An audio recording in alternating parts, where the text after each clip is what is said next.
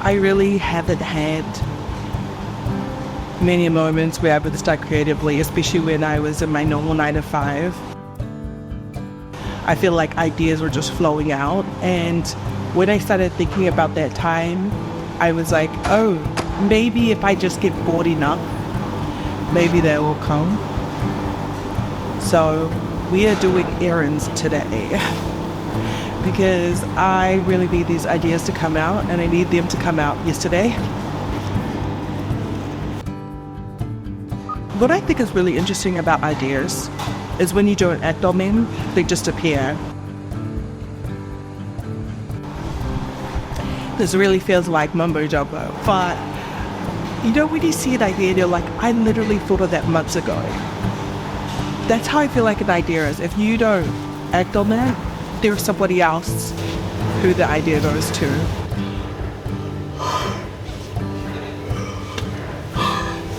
I'm tired already. And when they act on it, and it kind of bounces from person to person until the person acts on it and they have that idea. And there's a lot of times when I create stuff, a lot of people are like, I thought of that but I never did it, or I wish I did it first. And honestly, like, you don't have to be the first to do everything. And I don't know if there's original thoughts or ideas out there. I don't know if you just saw what happened. I grabbed my notebook and I was writing down just an idea that came to my head. I was thinking about, but I hadn't quite conceptualized yet. How you think about something, you've been kind of grappling with how you're going to do it. And then suddenly the bright idea comes when you're literally pulling wet laundry into the laundry bed. That's really how I feel like ideas come to be. Sometimes it means getting it wrong a few times before you end up in the right place, because it's not always about the destination, it's about the process.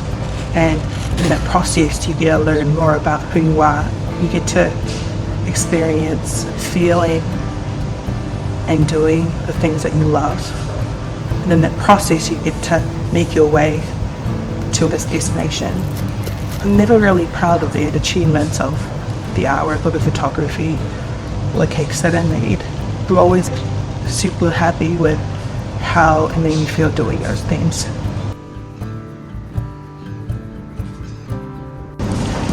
And there are always weeks where I'm struggling with just my identity, why I'm here, why I'm doing this creating. And there are like some weeks where it just all comes and I'm like, I know my purpose, I know why I'm here. And honestly, the creativity process is tiring.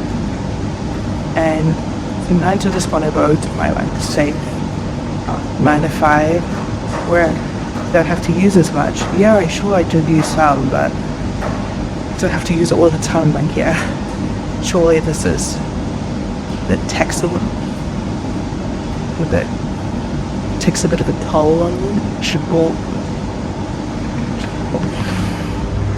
It's kind of hard to explain. Honestly, I love doing these mundane tasks because I know for certain I'm where I'm supposed to be. I'm doing what I'm supposed to do. It gets me back in my element, back thinking. And that's kind of weird to say, because you'd think boring things would not do that to you. But they do. And I think when you look at creativity, I feel like it's in my blood in a way, because the Pacific Islanders had very little resources, and the islands had to make do at the limited resources, and actually made them to be more creative. And I feel like in a way, the women around me, the traits I admired from them, wasn't necessarily they made good nets, that they didn't make good food. It was what they used to be able to make that food. It was how they did it. It was how they improvised, how they told stories with it, how they used what they had to be able to make a life that's more meaningful. And I think that sometimes it feels lost in a creativity where we have to commercialize it, have to make it something that we have to sell and make all the time.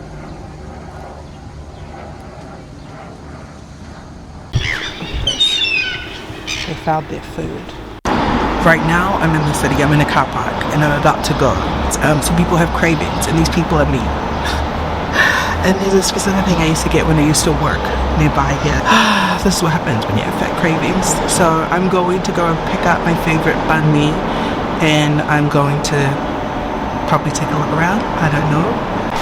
I know for a lot of people, especially, creativity is something that looks one specific way. That's where I used to work on this tag.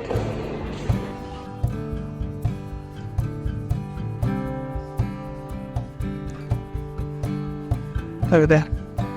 There? But honestly, creativity looks so many different ways. It looks like my sister's great at using what she has in her cupboard. And she makes like a lot of things from nothing. It also looks like finding solutions to the problems of Neo projects they work. That aren't conventional, but also does the job and works, especially because we have limited resources. What does that sound? I don't know. It's not a process that's always going to look the same and always going to be the same.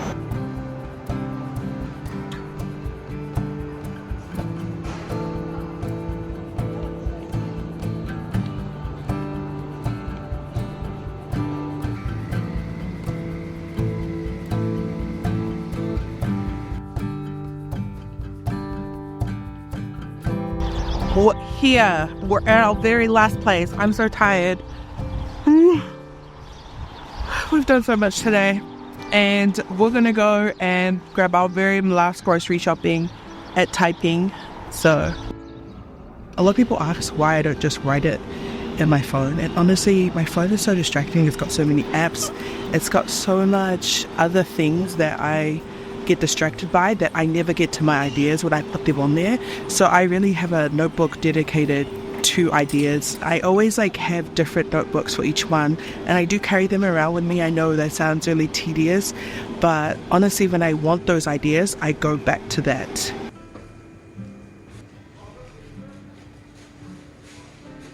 And honestly, I used to never think I was a creative person. It took me such a long time to really come to terms with, oh, maybe I am slightly creative. And oh, maybe I am actually really creative. And that's something kind of hard to grapple with.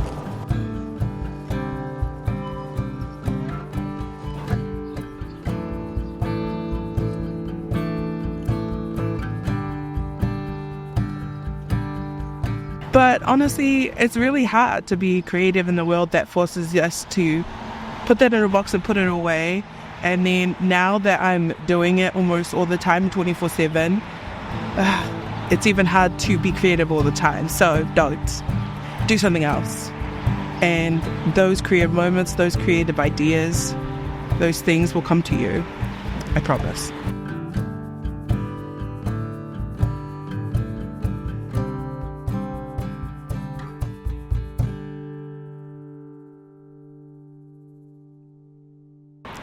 Please remember to subscribe to my YouTube channel, and don't forget to like and comment on this video. If you have any ideas or if you have any questions for me, I'll be happy to answer them.